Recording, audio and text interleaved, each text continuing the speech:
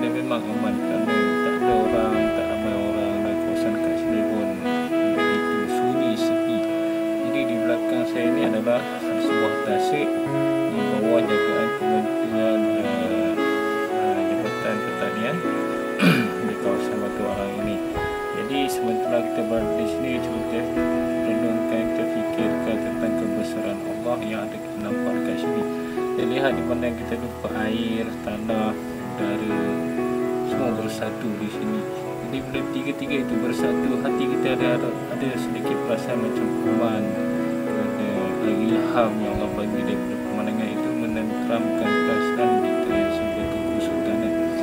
Jadi dengan pemandangan yang macam tu, kita gunakan untuk kita fikirkan bahawa dengan pemandangan seperti itu pun kita merasa tenang. Belum lagi kita merenung setiap kejadian itu kepada kejadian yang dibuat oleh Allah Subhanahu Wa Taala. Jadi dengan persikiran macam ni, kita gunakan, kita ilhamkan dalam diri kita supaya kita nampak bahawa setiap yang Allah jadikan di dalam dunia ini tidak sia-sia, semuanya ada manfaatnya. Mana even satu orang manusia pun tidak mampu untuk mencipta satu titik air sekalipun, ataupun berapa liter air, ataupun pokok-pokok yang berada di tepi kolam ini. Jadi dengan keadaan yang macam tu, kita sebagai manusia tak ada apa yang kita mampu lakukan kecuali kita membesarkan Allah Subhanahu Wa Taala.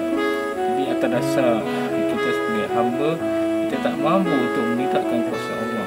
Jadi dengan sebab itu kita fikirkan bahawa sejauh mana kita pergi, sepandai mana pun kita di dunia ini, akhirnya kita pasti akan mati. Jadi sementara hari pun nak hujan ni, jadi kita akan teruskan perjalanan ke tempat yang lain pula.